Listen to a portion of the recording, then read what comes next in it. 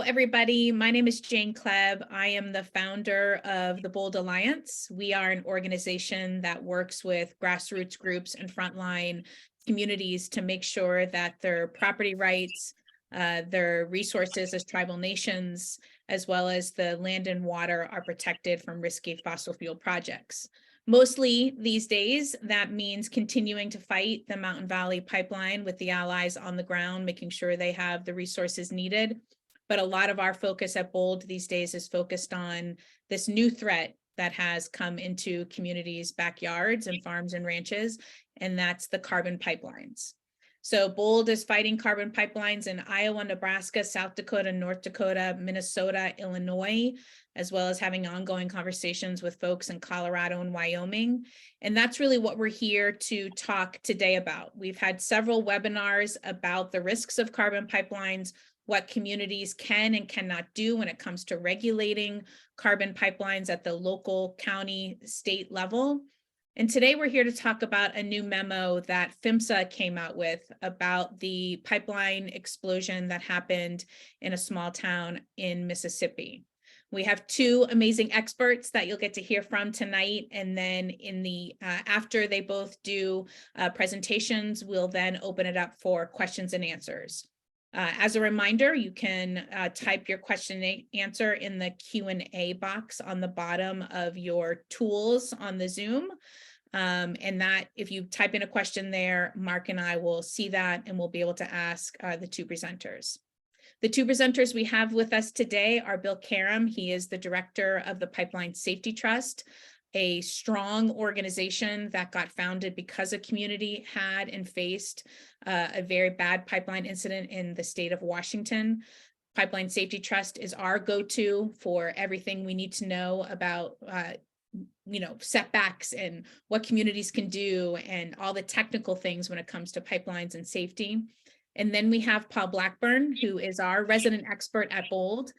You may have read some of his blogs that he's written or some of his, we call them mini reports or white papers that Paul has put out that really lays the groundwork for what is a 45Q tax credit and what counties can do. So we're excited about tonight's conversation. I'm going to first hand it off to Bill, who's going to give us kind of a broad picture of what this latest PHMSA memo said about the pipeline rupture and where he thinks PHMSA is going from here with their rulemaking process. I'll turn it to you, Bill. Thanks so much, Jane. Happy to be here. Appreciate the invitation. So yes, as Jane said, we're talking today because PHMSA just issued a consent order to Denbury as a result of the February 2020 failure. So first I'm going to start with just a little bit of a timeline of how we got here from an enforcement perspective. So February 23rd of 2020, of course, is the date of the Denbury failure on the Delta pipeline in Satartia, Mississippi. And it wasn't until May 26th of 2022 that PHMSA issued a notice of probable violation and a proposed civil penalty and some other things like a proposed compliance order. So these are all these different enforcement speak from PHMSA, and it's basically this kind of initial proposal saying this is what we think Denbury did wrong that led to this failure, and where they broke the federal regulations and were out of compliance on the federal regulations. And this is the proposed fine that we are going to that we want to institute to them. And then Denbury has the opportunity to respond to that before there's some sort of final order. Usually these processes from there go to exactly that, a final order. But in some cases, not very often, they go to a consent order.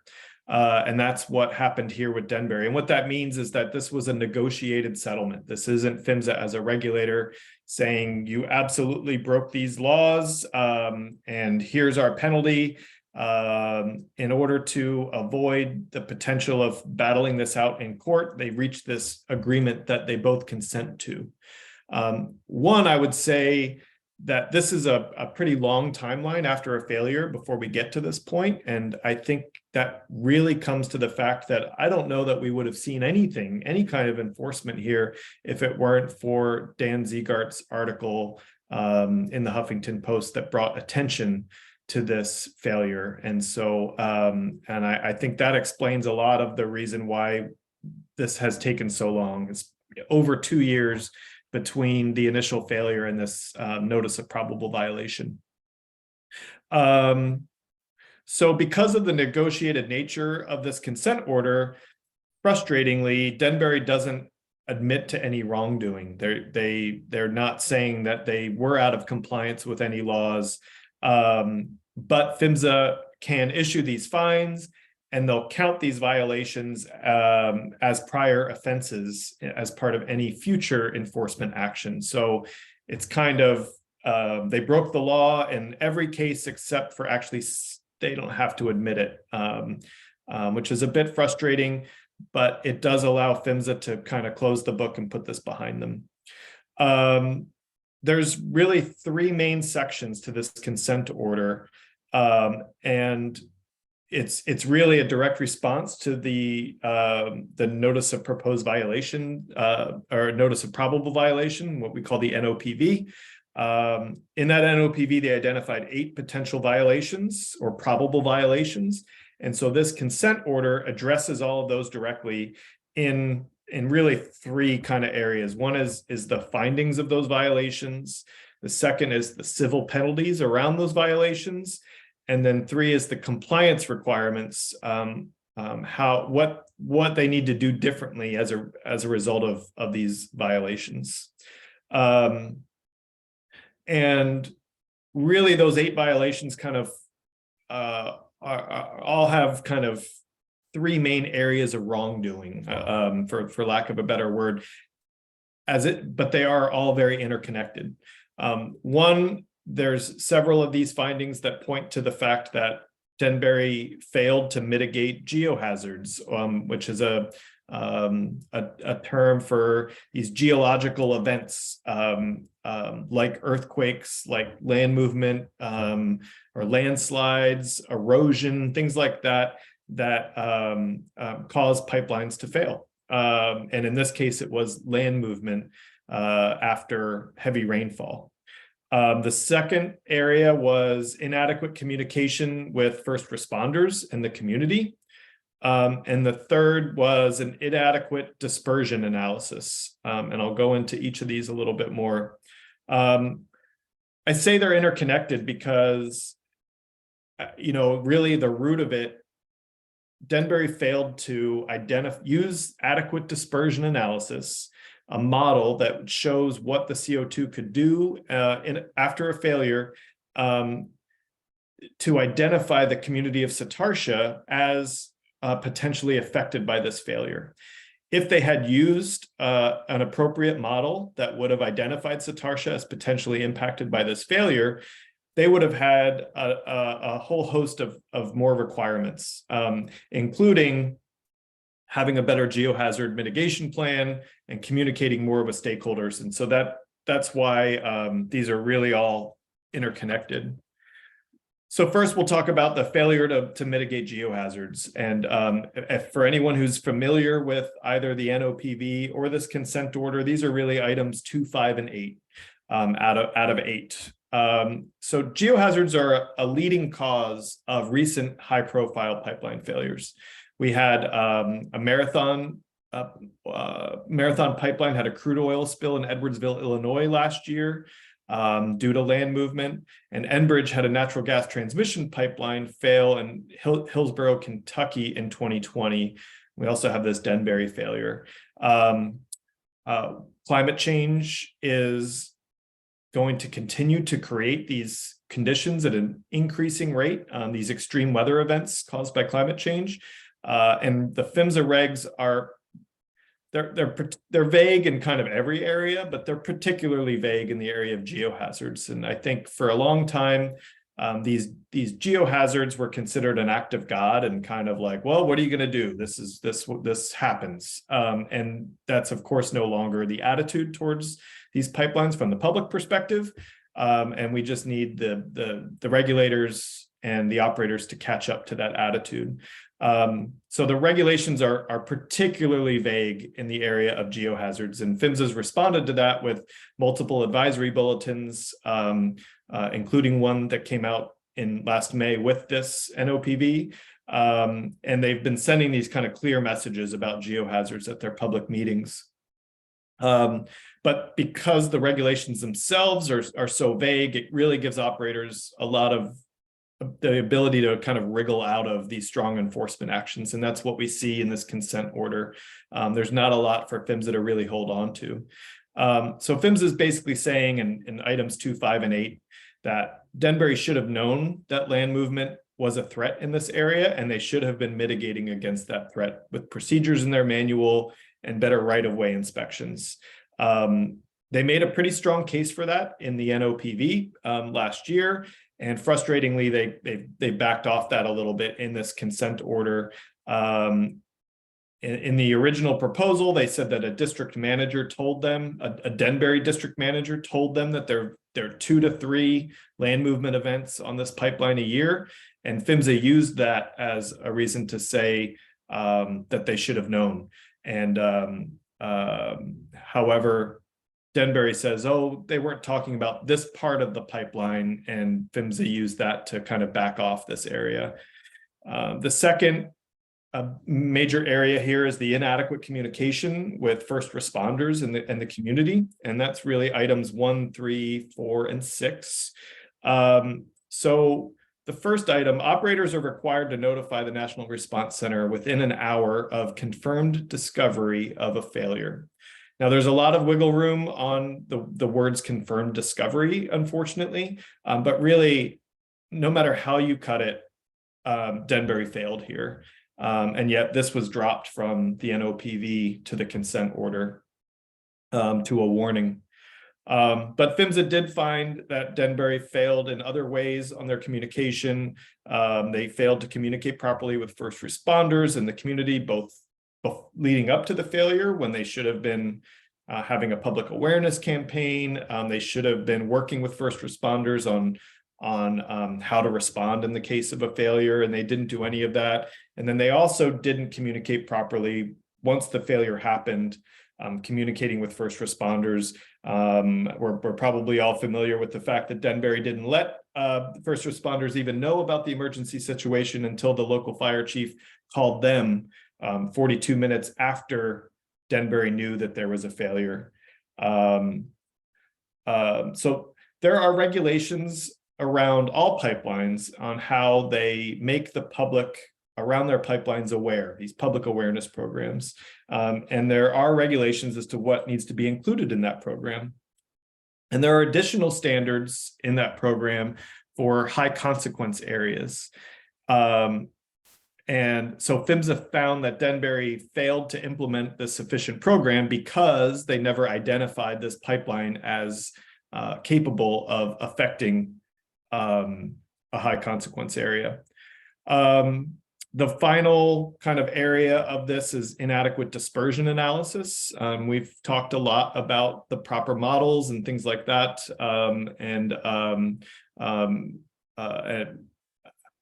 And there's a lot of R&D being done here to find what that best model would be. And really the root of almost all of the failures identified in this consent order come down to the fact that Denbury did not identify Satartia as possibly being impacted by a failure on this pipeline. If they had, they would have had to have included the section of pipeline in their integrity management program, which requires operators to identify all of the potential risks that could impact the integrity of this pipeline and mitigate against all of those, whether or not they're specifically called out in the PHMSA regs or not. Any threat to their pipe they need to identify and mitigate against. So if they had identified Satartia here, it would have been as part of that program. And then, as already mentioned, it would have been they would have been required to have a more robust public awareness program for the community and their first responders. So in this case, thank you, Mark. A high consequence area is a it's basically a population center a water source, an unusually ecologically sensitive area, any area defined in the regs that would have a kind of an outsized impact in the case of a failure. And that's where PHMSA likes operators to concentrate their safety efforts, is in these high consequence areas, again, population centers, drinking water sources, unusually sensitive ecological areas, and they have lower standards outside of those areas. So in this case, Denbury used the FAST model leading up to the failure, which has some pros and cons. The pros is cheap and relatively easy to use. The cons is that it doesn't really work for CO2, which is a pretty big con, and that's why they didn't identify Satartia properly here. So according to this consent order, Denbury now considers Satartia a could affect HCA, high consequence area, which is isn't that great? And they've now supposedly reassessed all of their pipelines that are located within 2 miles of an HCA where that terrain creates risk. The next part, before I hand it over to Paul, just a little bit about the civil penalties. They were dropped from about 3.9 million was proposed last year. It dropped about 25% to 2.9 million. And on top of that, Denbury gets to not admit to any wrongdoing. It's really 2 of the 8 items are responsible for the bulk of this reduction. There's item 2, where that says that Denbury should have corrected the conditions that led to this failure, the geohazard, and that went from 2.2 down to 1.9 million. And that again was based on Denbury saying, hey, when our district manager told you that we have land movement issues 2 to 3 times a year, he wasn't talking about this section of pipeline. And PHMSA said, oh, okay, and they reduced the fine. And then the other one is item 8, where Denbury failed to identify this part of the pipeline as a could affect a high consequence area, the community of Satartia, and therefore included in its integrity management program. So they'd originally proposed a fine of 1.4 million. That was dropped down to 700,000, basically 50% drop, and they don't really say why that happened. So PHMSA is calling this the 2nd largest fine in their history, which is true, but I think that says a lot more about PHMSA's weakness as a regulator than it does about this particular penalty. This current administration has significantly increased its enforcement actions, including fines. If you look at the history year by year, you'll see a significant increase since the Biden administration, which is wonderful to see. But we have a long way to go before these fines are actually financially impactful to these operators. So I put that with a grain of salt. Thanks for that. I look forward to the Q&A, and I'll pass it over back to Jane and Paul.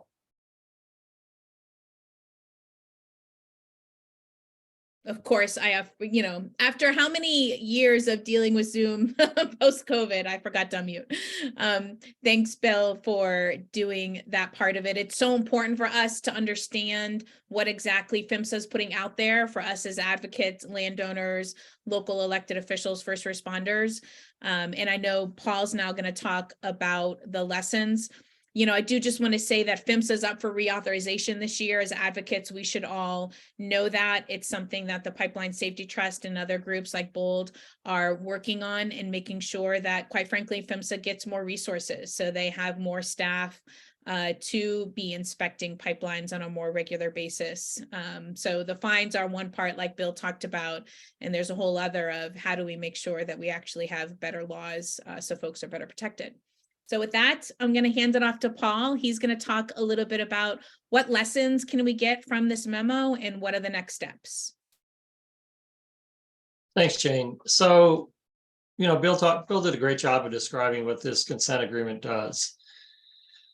But I think it needs to be understood in context, and it needs to be understood by citizens and elected officials to understand what PHMSA can and can't do and how this game is played. First off, I think as Bill mentioned, a lot of the standards here are very vague. And because they're vague, and they're also mostly written by the industry, primarily the American Petroleum Institute, And because they're very vague, there's not a lot of hard edges or hard standards or details for to which companies have to comply. And this results in the companies having a great deal of discretion when it comes to the complying with federal law. And so when we hear about the industry always saying that it's regulated, intensely or aggressively, and it's got tough regulations it has to comply with, that's simply generally not true. They get to write their own regulations. They get vague regulations. They get a lot of discretion in how they're going to comply with the regulations. And I think that that's all demonstrated by this consent agreement. So we're going to walk through that in light of that reality, to show how it actually plays out, how the regulations actually play out. So first off, let's talk a bit about Bill mentioned 3 areas, general areas where PHMSA found that Denbury didn't do things well. And one was identifying geohazards, one was the inadequate communication with first responders, and one was the computer modeling used to determine CO2 dispersion, how far be it the danger zone essentially for these pipelines. And let's walk through those. So what is a geohazard? Well, geohazard again is where the land slumps, landslides, avalanches, river scouring, something that's, generally related to natural processes that result in pipelines being damaged. And so what happened with the Satartia rupture is that there'd been a lot of rain for the entire summer and the entire winter, and the land had slumped, and that moving land essentially broke the pipe at a weld joint. The question then becomes, is this an act of God? Because that's what Denbury would argue in court, that they didn't do anything wrong here, that it just rained a lot. And the thing about that is that Denbury admitted to PHMSA that it knew that there were 2 or 3 of these land movements every year along this particular pipeline. And PHMSA in 2019, about a year before this rupture, had sent out what's called an advisory bulletin telling pipeline owners they needed to be more sensitive to geological hazards and testing for them. So, but Denbury really didn't do anything about that. And instead it monitored its pipeline, but it only used what I would call as World War I technology of having a pilot fly over these pipeline routes and from whatever it is, 500 to 1,000 feet, and look down and see what they see. Kind of hard to tell whether land is moving from that high up always. I mean, sometimes certainly they could see things, but other times they couldn't. And so, they missed it. They just didn't know it. And they also didn't really take it seriously that this geohazard risk would cause any problems for the communities. So, I'd say that Denbury was kind of on autopilot with the old-fashioned regulations. So what did Denbury do in response to this? Well, it did what was called photogrammetry analysis using, drone images. And, we all know that there's drones out there, been around for a while now. And, and what photogrammetry is, it takes regular photos and uses that to analyze three-dimensional, to create a three-dimensional image of something, in this case, the pipeline route. And, using that, identified a number of other risk areas where there was land that was moving. And so, Denbury started doing something. Now photogrammetry of drones is not the only way to do it. There's other higher tech ways of seeing land movement, including ongoing satellite monitoring that would be possible. But, the pipeline industry really hasn't embraced, anything other than, like I said, having a pilot fly over and look at stuff periodically. But that's what Denbury did. And based on that, they, like I said, identified these other geohazard locations and looked at what the potential risk would be to communities nearby, people nearby, if there was a rupture at them.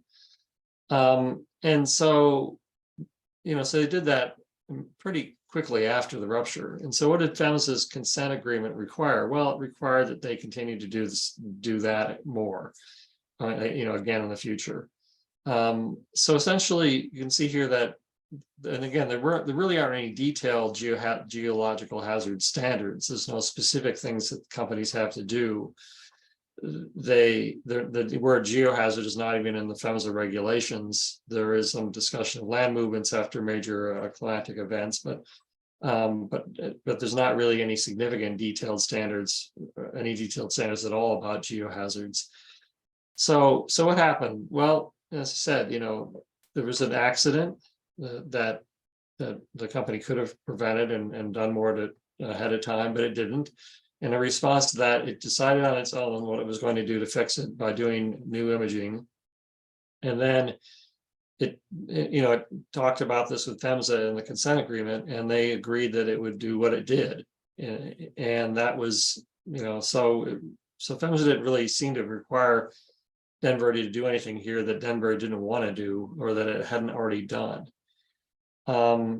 And that's, again, based on the fact that there's such vague standards that PHMSA had, pushed this and tried to push a violation on Denbury, and then Denbury would have, appealed to court.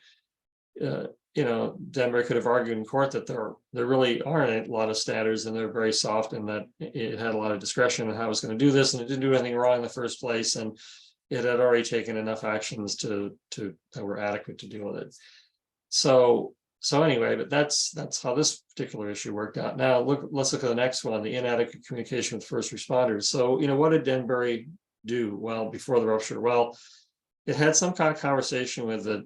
It again, as Bill said, its modeling said that the pipeline wouldn't threaten Satartia, and apparently some representative from Denbury had a conversation with the fire chief in Satartia, but apparently it wasn't enough to really make any difference because the firefighters themselves didn't know what was going on. And so, so they had this vague conversation, but it wasn't anything significant. And the fire department, and much less the police, emergency medical response, even the hospitals in the area, had no clue what happened when this pipeline ruptured. We're all flying blind. So Denbury has an obligation under federal law to have a public education program. It's supposed to reach out to local first responders, and the pipeline companies do this. It's generally done by contractors, as far as I can tell. It's generally very boilerplate kind of stuff that gets sent out to folks, along the pipeline route, and to the first responders along the pipeline route. It's all very pro forma, and there's not a lot of often not much intensity around it or a real effort. And so what happened afterwards? Well, Denbury promised it would stay in closer touch and do more outreach to first responders and stakeholders, so they didn't define who stakeholders were. So it's not clear that Denbury was going to actually work more closely with the people along the pipeline route or communities. You may just limit that to communicating with first responders. And so for things like one of the CO2 pipelines, the Source Valley pipeline in North Dakota, because it has obligations in Canada to do emergency response, which are better than the United States, that company has agreed to do things like cell phone and text alert, kind of an Amber Alert kind of thing. If there's a pipeline rupture, they said they can notify everybody near the pipeline rupture within a minute or something through automatic systems. The pipeline company could also, they could do escape routes for people. It could do CO2 detectors in people's houses. The pipeline company could engage citizens along the pipeline route, but they generally don't like to do that because they just don't want to spend the money, and they don't really want to get anybody concerned about this. I think they'd rather talk to first responders, and then hopefully the people will just be rescued. But really, for oil and natural gas pipelines, usually when they go, people know that happens, and they self-rescue. They just drive away from their homes or businesses and get the heck out of Dodge. The CO2 pipelines, it's really hard for people to know which direction to go, so you're not driving into the plume, and how to deal with it. So, PHMSA could have required more detailed coordination communication with citizens along the pipeline route, and not this sort of vague first responders and stakeholders, whatever that means, approach, because there's a good chance that Denver really won't tell anybody much details about the risks that they face, at least everyday people. And, so again, essentially Denbury, immediately took actions to cover itself. And PHMSA said that's good enough, and they put it into the consent agreement, but it didn't really require them to do anything they hadn't already done. And then let's turn to inadequate computer modeling. Well, first off, so for that, like natural gas pipelines, there's a calculation called the potential impact radius, which determines the danger zone around a natural gas pipeline rupture. And there's not a similar kind of thing for CO2 pipelines that hasn't been developed yet. And part of that is because CO2 can spread a lot further. It can follow topography and go downhill. And, it just isn't as well understood or known or as simple as a natural gas explosion in terms of its mechanisms. So, right now there isn't any modeling required. They have to, identify whether these high consequence areas might be impacted, but there's no details other than just, saying you have to figure out which high consequence areas might be impacted. They leave it up to the company discretion almost entirely. And, here Denbury did some modeling, and it's called fast modeling. And that's a relatively simple, relatively cheap modeling, but it had been shown before this rupture that it was not adequate to predict where CO2 would go. And there was a variety of studies in Europe that just said it wasn't really predicting this. And the studies in Europe were not exhaustive in terms of, doing lots of modeling of potential CO2 flows in complex topographies or landscapes. And, so Denbury just kind of did some relatively easy modeling that showed that CO2 wasn't going to go very far and called it good. And then, they completely, whiffed on this one. They completely blew it. The CO2 went much farther than they predicted. And so what did Denbury do? Well, immediately, I don't know how quickly, but fairly soon after the rupture, before the time of the potential of the notice of potential or probable violation, Denbury redid some kind of modeling, which PHMSA just calls overland modeling, whatever that is. There's no definition of that. It's probably computational fluid dynamic modeling, which is the better type, more sophisticated modeling that will predict where CO2 goes. And it's really fascinating that PHMSA didn't just say computational fluid dynamic models and name the model. There's a number of different models that have been developed. They use similar mathematical processes. But PHMSA didn't even want to say what kind of model it was. And I think that's because they don't want, they don't want people to know what Denbury did or what kind of modeling would be better or what the results of that modeling was. But it was just really fascinating. They didn't even say what kind of modeling that Denbury did in the consent agreement. So, but again, shortly after the rupture, Denbury decided what it was going to do to fix the situation, did the modeling to fix it. It modeled every CO2 ruptures near every potential high consequence area. Again, we don't know how exactly to define that, within 2 miles of the pipeline, and to see whether they put at risk. I mean, and this 2 mile limit is actually pretty interesting because it suggests that citizens can say, well, for the Satartia rupture, in response to it, the consent agreement, the company agreed to see whether communities within 2 miles of the pipeline might be affected. And for the new pipelines they're proposing in a similar size, that's a reasonable distance to do this analysis for. And they should do that, before they put the Summit Navigator pipelines in. They should, and Wolf pipelines, the company should do an analysis of all potential HCAs, again, places where people live and work, within 2 miles of the pipeline. But, again, this wasn't a hard requirement and it's not in regulation. So, the Summit Navigator or Wolf will probably want to not do it. And if they do, they want to hide it so people don't worry about it. But again, we had this situation where there was an accident. The pipeline company decided how it was going to respond and fix things. And then they did their own thing. And then PHMSA said, sounds good to us. And so they didn't really require anything more. And I'll just want to jump in and say also, the fine that they did was $2.8 million. Denbury's market capitalization, meaning its kind of net worth is viewed from the market, is currently $4.77 billion. At that time, it was somewhat less, but right now there's when they're paying the fine, and that's only 0.0006% of their net worth. And Denbury's 2022 revenue, annual revenue was $480 million. So the $2.8 million is about 0.6% of its annual revenue. And this is a little bit like as if somebody was negligent and had bald tires in their car, and they slid off the road, hit a CO2 pipeline pump station, ruptured a pipe, caused a big CO2 rupture, and and 49 people went to the hospital, and they got away with a fine of about $300, which if they had a salary of $50,000, it would be equivalent the fine that Denbury got of $300 for an individual. And then they were told to replace the tires, and they'd already replaced the tires.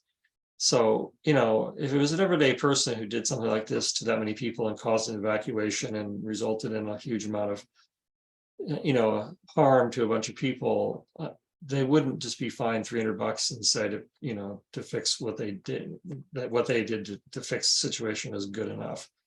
It gives you a sense of just how much the large corporations or how much slack they're cut in our society.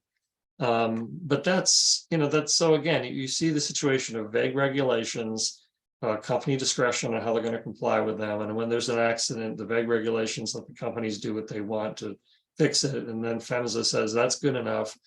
PHMSA is limited in part by the statute, in part by the way it works with its fines. To do a fine that is annoying, but certainly isn't deterrence, that has no deterrence value given the wealth of these most pipeline companies, to get them to do anything differently in the future. And so again, they say that it's a tough regulator and they have detailed hard standards, and they really don't. It's really just self-regulated industry with PHMSA coming along afterwards and and saying them don't do it again, and approving what they did to fix it. And and the thing is that this happens repeatedly. So there's much more that PHMSA could do. There's much more that Congress could do to have tougher standards, and also there's more that they could do to involve everyday people, because it's when people are involved in pushing the industry and pushing the government that things get better. If without citizen involvement and pressure on these actors, they really don't care, and except for to try to limit their liability. So thanks for listening, and I guess we'll take some questions now. Thank you, Paul, and thanks again to Bill. So we're going to take some questions. If you have a question, you can put it in the Q&A. We have a couple already, and I saw some in the webinar chat as well. Just a heads up, in the webinar chat, which Mark will send a summary when he sends this out as well, he put the link of Paul's new blog in case you want to read that and share that on social media as well. So I hear all of that frustration, Paul, as well as Bill, on things that could be done better by PHMSA, which then leaves, of course, this open question, which gets into the first question from Sandra, is what can we then do at the local level?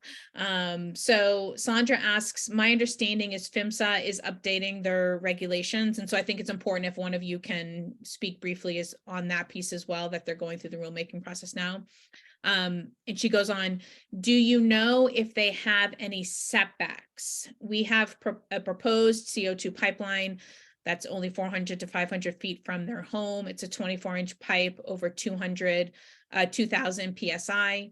The last time our supervisors asked for a plume study, they were told that they couldn't provide one because of national security, which is, of course, something that these pipeline companies say all the time to get around providing transparency. So, Bill, do you maybe want to go first, talking about what PHMSA is currently doing with their rulemaking process, and then give any answers, and then Paul, you can pile on. Yeah, thanks, Jane, and thanks for the great question, Sandra. So the PHMSA rulemaking is underway. Right now they're saying the first draft of the rule would be out in October of 2024.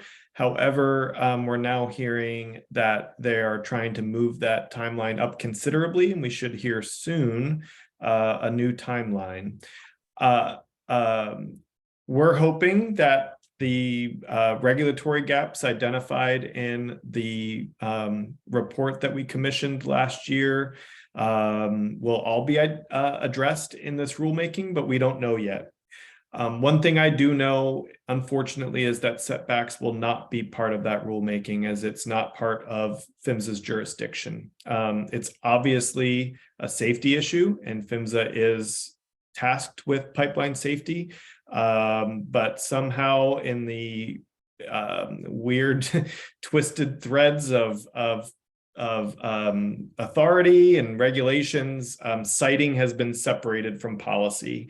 And so there was an effort years ago that PHMSA was involved with called PIPA, P-I-P-A. And that was an effort to try to offer local governments that were being tasked with siting questions and zoning and things like that, some best practices around pipeline safety. And unfortunately, that effort fizzled, and we don't have a lot of workable resources out of there. And we'd love to see that kind of brought back and revisited. Yeah, I'll reiterate what Jane said, that the national security excuse is given a lot in these questions. It's hard to imagine what the national security reason for not sharing a plume dispersion model would be. I will say there's a new recommended practice, an industry standard that actually had a strong public participation on public engagement. And it's called API RP 1185. And it has some really good best practices in there around how an operator can best engage with the public, including information sharing on things like this. And it's trying to make that culture change, shift the operators from their default answer being no, no, no to yes. And there'll be some standards in there that will give us as the public some best practices to point to and say, you really should be giving us this information, and here's the document that says why. That is not published yet or in its final stage yet, but that should be out soon. Yeah, and I'll just add that the reason that, well, first off, PHMSA can't legally do setbacks. The law is 49 United States Code, section 60104E. And it expressly says that PHMSA cannot route pipelines and it cannot locate pipelines. So anything at all related to the location of a pipeline or the route of a pipeline, PHMSA can't do. And setbacks relate to the location of a pipeline. So PHMSA cannot do that legally. It's, as Bill said, it's outside of their legal jurisdiction. If they try to do it, the pipeline companies would, well, they can't, but the pipeline companies would sue them and PHMSA would lose. So it's just simply forbidden for PHMSA to do routing. So that means that, it's up to the state and county governments to route pipelines. So then therefore they should be able to do setbacks and, and determine the route. Unfortunately, what the industry says is that state and local governments can't consider safety in routing, which is completely false. There's been 3 cases on that at the federal courts, and they've all said that local governments can consider safety when they're routing. So there's a lot of misinformation. Now, in terms of the security of the modeling, these models, people think it's a big mystery. Any community, your supervisors, local elected officials, state governments, anybody with the money can hire a computational fluid dynamic modeler, take the basic operating parameters of a pipeline, which are publicly stated, especially these new ones, the Summit Navigator World Pipeline. We know all that. The diameter of the pipeline, the topography, the average weather in place, all that data is public, and they can do their own CFD modeling. So, when they say that the CFD modeling is secret and confidential, well, how can something be secret or confidential when anybody with the money to do it can do it? it isn't. It's just, this all gets back to some stuff that happened in Congress back about a decade ago, where Congress gave PHMSA the right to decide that this stuff was all confidential, even though it really isn't. And, so that's kind of the game they play. Is there's things they could do to help protect people, but they'd rather just keep their cards close to their chest and hide what they're up to, rather than be transparent about it and telling people, you're in the danger zone. Here's the things we can do to protect you. Here's how your evacuation plan would work. All that kind of stuff they could do, but they'd rather just have people be victims, I guess. And one thing that I want to say is, we can't give right now what each county or each state could do, because each state has their own laws, and some states essentially say counties can't do zoning or setbacks, or some counties actually don't have jurisdiction to do zoning. But I do want to say, and Mark can put this link in the chat, we did a landowner guide specifically for Nebraska, where Paul then looked at our state laws and looked at what counties could do, and has some very concrete sample zoning in there. And I think one of the basics thing that most counties are going to have to sign off on if this pipeline were to get constructed is a road haul agreement. And so one of the conversations that I've been having with county officials, and Bill and Paul, I wonder what you think, because I know this is top of mind for a lot of people on this call, is in that road haul agreement, which is what the county writes with, the pipeline company, about the rules essentially of engagement, about, how much the pipeline company is going to pay for road repairs, who's going to assess the road repairs before, during, and after, et cetera, et cetera. Couldn't part of that road, even if a county doesn't want to go through the whole zoning process, which we would hope they would do, but let's say they didn't want to do that, couldn't in the road haul agreement, they ask for some basic information to be on file with the county, things like a local emergency response plan, a disbursement model, so first responders are prepared? Well, I would say that I'm not sure that need to be rolled into the road haul agreement, because the way emergency response works in the United States is that there's a federal, cost sharing programs and federal guidance for this, and the states all have their own. Each state has its own emergency response plan structure, and that structure includes counties and municipal governments. So, the way an emergency response works in the United States, if it isn't that big of a emergency, then local people handle it. Local first responders handle it. If it gets to be bigger, then the locals and state handle it. If it gets to be really huge, then the feds come in. So it's this dovetailed arrangement between all the different levels of government. So almost all counties, probably all counties in the United States, have the right to do their own emergency response, an obligation to do their own emergency response plan for both natural and human-caused disasters. Since CO2 pipeline ruptures would be a human-caused disaster, all local governments can do their own emergency response plan for their own personnel for that rupture. Now, what the counties can't do, or local governments can't do, is they can't tell the company how to respond. So a local ordinance can't come in and say to a company, you have to have this many people, and you have to have your equipment here or there, and you have to respond this way. Can't do that for CO2 pipelines. You can actually do for oil pipelines, that's a different story, but for CO2 pipelines, you can't do it, or natural gas pipelines. But what a local government can do is do their own plan for their own emergency responders, because only that government can protect its own emergency responders. And as part of that planning process, they could require that the companies just share the risk information, including what the danger zone is. Or if the company is not going to share the information, the county government could pay a computational fluid dynamic modeler to model the rupture in that county in different locations. The county could get a good sense of it, and that would be helpful to everybody involved. I mean, like I said, it's not secret, it's just a matter of money to do this modeling. 100%. So let's move on to some of the other questions. In this, I don't know if Bill or Paul, which one of you will know the answer to this, but do the pipeline companies get to write off the fines on their taxes?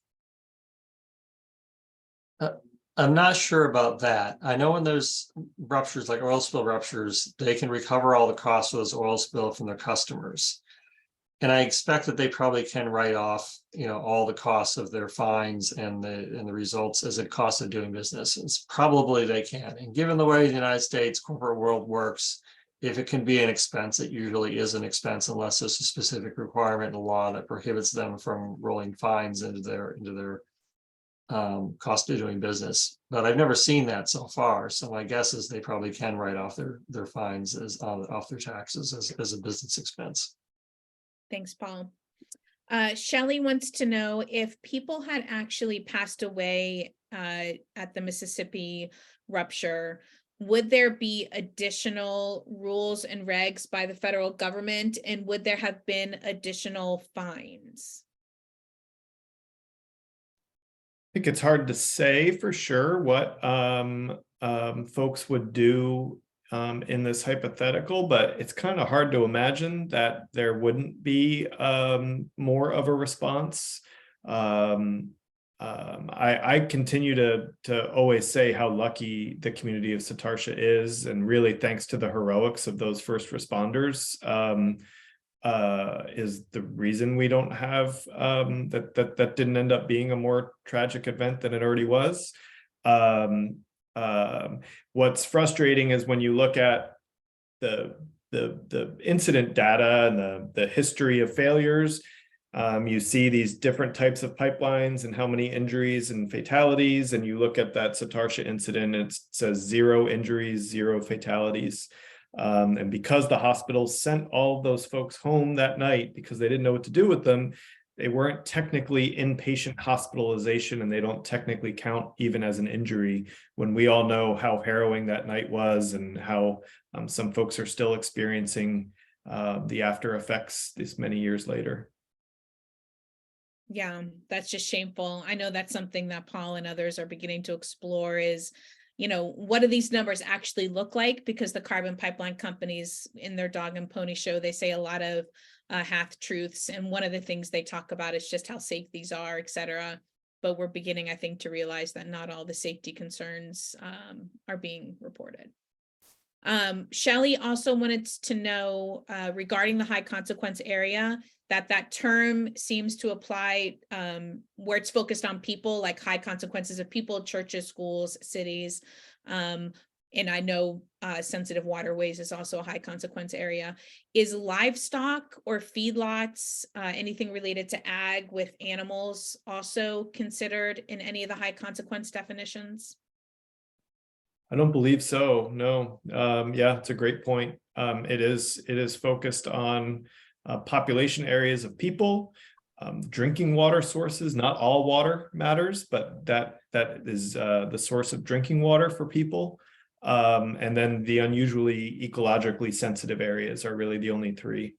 Right, and the reason for that is that just because when PHMSA didn't do new rules for CO2 pipelines when CO2 pipelines first started being made, they essentially took the oil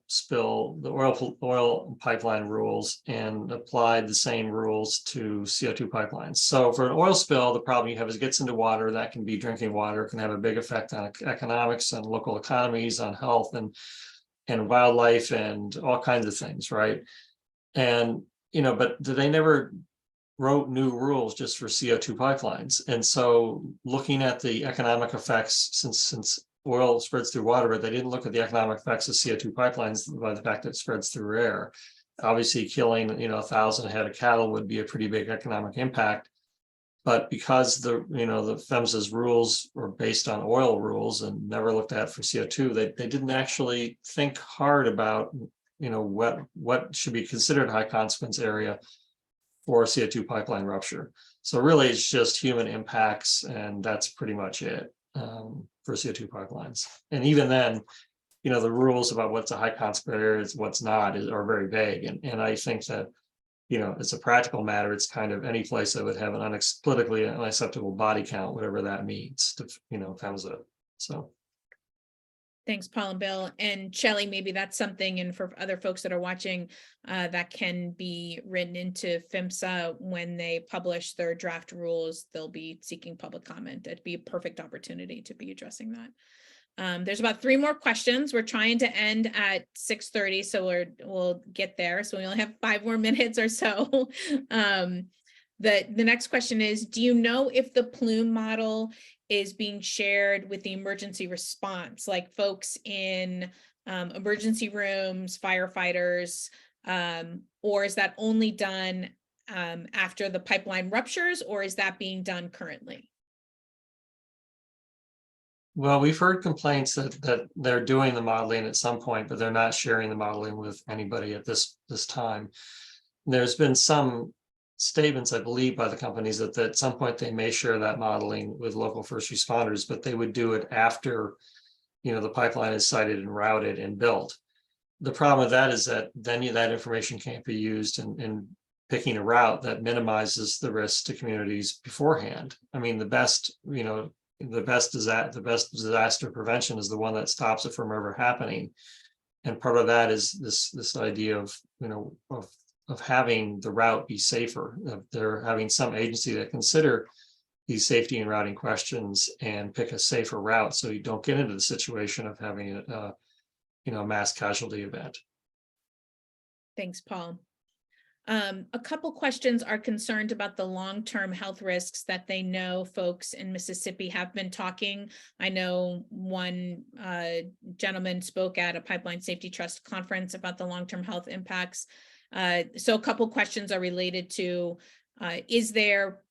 do you guys know of any particular lawsuits that these citizens are doing, or, is PHMSA at all responsible for these long-term health impacts, or is the pipeline company responsible for these long-term health impacts that now people are suffering with? Bill? I don't. Yeah, I have not been tracking the public health side of this. I know SEHN is doing some of this work, a wonderful organization on tracking that, but I'm not aware specifically of lawsuits out of that failure specifically, and I'm certainly not an expert on the long-term effects of CO2 exposure. Yeah, I mean, all I know is that some of the victims did hire attorneys and brought suit against Denbury, but whether or not they're going to be successful, what they get out of it. I mean, Denbury's going to squirm and hire lots of lawyers, and it's going to be a very difficult fight for them to recover any damages from Denbury for what happened to them. And I think that there's a real lack of information about the effect of CO2 on human bodies. That while CO2 in low concentrations is not dangerous, in high concentrations it really does affect biochemistry in a body and can have significant long-term damage, just like any asphyxiation event or anything that really messes with your personal biochemistry, which CO2 does when it gets into your bloodstream in high levels. Continue on plume studies. Brenna Two Bears asks, it seems like there's a lot of people pointing fingers about the studies, and the public and landowners and tribes, we all want to know this information. And so is there anything that you guys think that PHMSA might do to perhaps have grants for communities to do their own plume studies, or are there nonprofits that are potentially doing plume studies?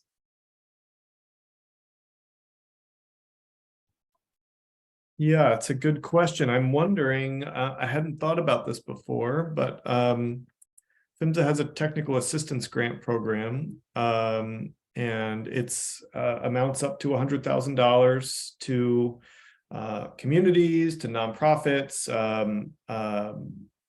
and it's, in some ways it's flexible on what you can use it for, in other ways it's not. But I know that some communities are able to use it in specific ways to learn more about their pipeline in the community, the municipal governments. So I'm not sure. I'd have to think about that and look into it a little more, but that's a possibility that I hadn't thought of before. Yeah, and hopefully, what happened in Iowa was that the Office of Consumer Advocate asked the company Summit to provide those studies as part of the record, and the Iowa Utility Board punted and said, well, not now, we can maybe see about that in the future, and that'll be decided at some point in the future. But the thing is that, and there's also some federal court litigation on this, and if the federal courts rule for the communities and say that the pipeline companies can be required to share like danger zone information and the dispersion modeling, then it's possible for that it should be possible for local community emergency response agencies, for example, to require plume dispersion modeling so they don't have to pay for it. And again, showing that this is all something that anybody can do if they have the money. It's not really secret and private in any particular way. We're hopeful that at some point here, the powers that be will understand that communities should have access to information, and that local emergency response agencies should be able to force the company to pay for it, because why should taxpayers pay for that kind of information when the company's going to do it anyway, and they're going to be making $1 zillion doing it, so. Exactly. Yep. Thanks, Paul. Okay, last question, and then we'll wrap. Is it fair to argue that a geohazard of this nature could happen in numerous places along any of these potential pipeline routes? With the climate changing, we now have periods of extremely long or fierce rainstorms across the country. So is this a real issue that communities have to be aware of? Yeah, it's a great question. And I think so. And not in the sense of fear mongering that like every pipeline, if you have a pipeline in your backyard, you now have to worry that a geohazard is going to lead to a failure very soon. When you think about a specific section of pipeline, the chances that it's going to fail are quite low. However, I don't think with climate change and these extreme weather events, I think geohazard failures of pipelines are going to continue to grow and grow. If you look at that marathon spill in Edwardsville, Illinois, that was not an area, besides being close to a river. Otherwise, it's not an area you would necessarily think would be subject to landslides, like steep terrain and things like that, or land movement. So I think we are going to start seeing it more and more places. And there are mitigation efforts that operators can do. There's these inline inspection tools, the pigs that they run. They can run those that have this XYZ, geospatial data, and they can run them on a regular basis, and they can see exactly how much the pipeline is moving and calculate the strain.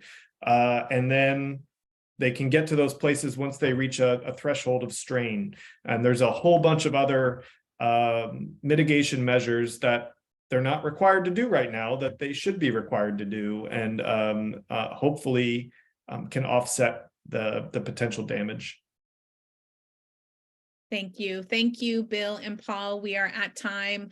I just want to close because I've been reading some of the comments in the chat and acknowledge the amount of stress that these pipeline fights put on landowners, tribal communities, folks, community advocates that would be living near the route or have loved ones who would be living near these proposed routes. Don't minimize the stress that this is putting on you. It is real stress. It certainly can even cause health issues with folks. And I know it can even divide families. The most important thing that we can do is continue to be engaged at the county and state regulatory level. If your state is lucky enough to have a regulatory level that is reviewing these pipeline routes. And then when these PHMSA rules come out, it's going to be very important that we all really have a very strong voice in responding with additional ideas and questions in that rulemaking process, because PHMSA is, of course, answers to us, not just pipeline corporations. But I wanted to just close to say that, the amount of pipelines that have been stopped in our country over the last decade is remarkable. And they were only stopped because of regular people, just like everybody on this webinar, and because we had experts like Bill and Paul to help guide us along the way. So please stay in tune to the Pipeline Safety Trust. Stay in tune to the Pipeline Fighters Hub. We'll continue to put white papers, expert blogs, and continue to help communities fight these pipelines from imposing the risk and from taking land by eminent domain all along these pipeline routes. So thank you, everybody, for joining us. We are always here for you, and let's keep on fighting at the local level.